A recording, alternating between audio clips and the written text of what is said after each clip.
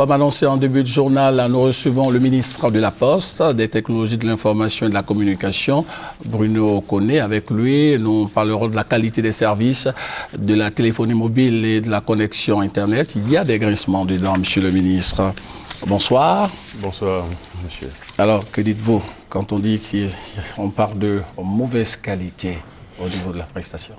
Oui, nous sommes conscients effectivement qu'il y a quelques difficultés et c'est d'ailleurs la raison de notre présence ici ce soir pour expliquer la nature de ces difficultés et puis surtout rassurer les populations.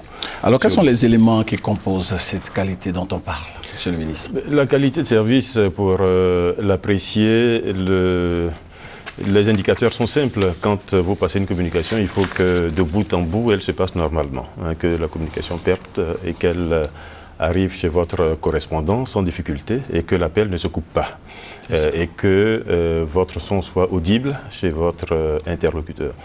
Bon, il se trouve que dans certains cas, effectivement, l'appel n'a pas toute cette qualité. Et il y a des mesures qui sont faites. En ce qui concerne la TCI, 2 mesures sont faites.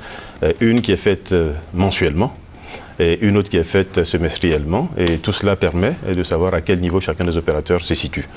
Et chacun des opérateurs est ensuite exhorté à corriger la non-qualité qui est décelée chez lui. Alors, monsieur le ministre, avant de poursuivre cet entretien, je vous invite à suivre cet élément. C'est dans les années 90 que la téléphonie mobile fait son entrée dans le quotidien des Ivoiriens. Plus de 2 décennies après, des efforts ont été faits par les différents opérateurs pour innover et surtout améliorer la qualité de leurs services.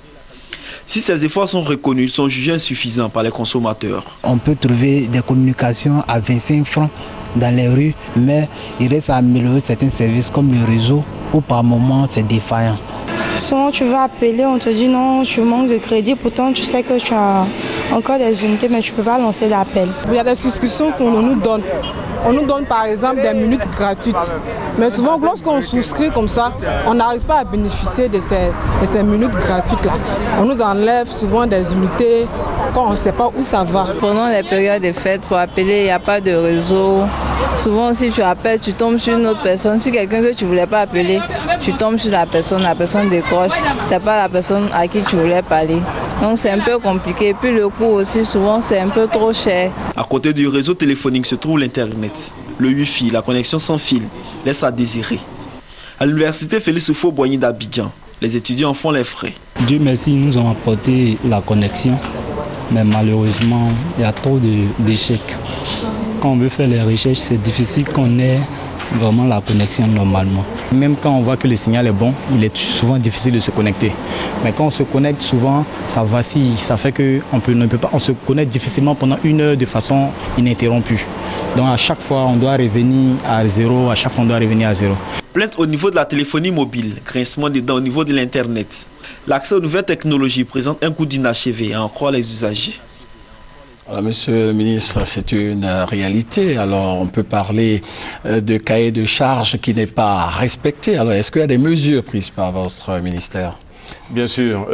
Il faut savoir d'abord que chacun des opérateurs est soumis à un cahier de charges qui est très précis en ce qui concerne les obligations qu'il a vis-à-vis de l'État, d'une part, et vis-à-vis des consommateurs. Et évidemment, quand certains points de ce cahier de charges ne sont pas... certains indicateurs ne sont pas atteints, et évidemment l'opérateur est sanctionné. Il se trouve que jusqu'à maintenant, les sanctions, à notre sens en tout cas, étaient trop peu dissuasives. Quand un opérateur était sanctionné 300 000 francs pour une cellule défaillante, le maximum c'était 2 millions par exemple, et ça fait qu'en une année, un opérateur pouvait supporter entre quelques dizaines de millions de francs et quelques centaines de millions de francs. Quand on fait 200 milliards de francs CFA de chiffre d'affaires et qu'on fait souvent plusieurs dizaines de milliards de résultats nets, évidemment, on n'est plus à 200, on n'est plus à quelques centaines ou à quelques dizaines de millions de francs CFA. La nouvelle loi corrige cet aspect, puisque la nouvelle loi permet désormais de sanctionner jusqu'à 3% du chiffre d'affaires des opérateurs. Quand on fait 200 milliards de chiffre d'affaires, ça va faire de l'ordre de 6 milliards de francs CFA. Donc là, ça commence à atteindre des niveaux qui vont être pris au sérieux. Il y a même la possibilité de monter jusqu'à 5% du chiffre d'affaires en cas de récidive. Vous voyez, donc là, il y a des niveaux de sanctions qui, de notre point de vue en tout cas, sont meilleurs. D'une part. Et d'autre part, nous avons décidé, et j'ai autorisé la TCI à le faire, nous avons décidé, à partir des mesures qui ont été faites dernièrement, au mois de décembre, de publier les résultats. Donc désormais, la population aura l'entièreté des mesures qui ont été faites et le classement qui ont été faits, les résultats opérateur par opérateur, et donc les consommateurs pourront de cette façon choisir par eux-mêmes le réseau qui leur paraît le meilleur. Je pense que ça va être cela la meilleure sanction, puisque là, ça va être la sanction du marché. Chacun des opérateurs ayant le souci de fidéliser sa clientèle fera en sorte de ne pas la perdre. Donc, corrigera évidemment les points de qualité. Cela dit, l'entièreté des problèmes de qualité ne dépend pas que des opérateurs. Il y a d'autres raisons qui expliquent cette non-qualité. Et je voudrais quand même en parler, oui, pour tout à éviter fait, qu'on pense que tout dépend des opérateurs. Il y a d'abord les problèmes d'électricité. Notre réseau, vous le savez, surtout le réseau de transport, connaît quelques problèmes. Il y a des problèmes de vétusté. Nous en avons parlé avec le ministre en charge de l'énergie, qui nous assure qu'avant la fin de cette année, les choses seront corrigées. Certains opérateurs ont pris les devants néanmoins. Il y en a un que je ne vais pas citer, mais qui, sur les 2 derniers mois, a par exemple investi dans une 60aine de groupes électrogènes pour alimenter ces antennes relais. Les antennes relais ont besoin d'électricité pour fonctionner, donc sans électricité, évidemment, le signal, à un moment donné, s'arrête. La seconde difficulté, ce sont les points hauts. Les points hauts, c'est les endroits pour mettre des antennes et là, malheureusement, à cause des craintes des populations, dans certains cas, il y a refus.